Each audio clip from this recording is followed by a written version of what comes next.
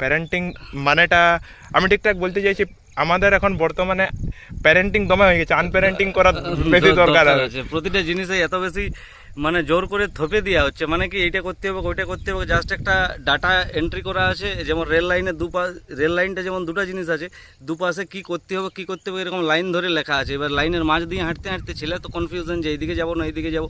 তো এই ব্যাপারটা ওদেরকে নিজের ডিসিশনে ছাড়তে হবে। আর আমি বলতে চাই, আমার একটা ছোট বিটি হয়েছে, কি বলবো, এখনও কিছু নেই, সন্টা বন্টা করে সারাদিন ঘুরে বলছি। আর আমি চাই যে ও জিনিসটাকে নিজে রিয়েলাইজ করুক, যেগুলো আছে আমিও তো কিছু জানি, সেই জিনিসটা ওকে just for information okay pass করি, এবং তার মাধ্যমে ও একটা ডিসিশনে আসুক, যে ডিসিশনটা ও নিজে নিবে।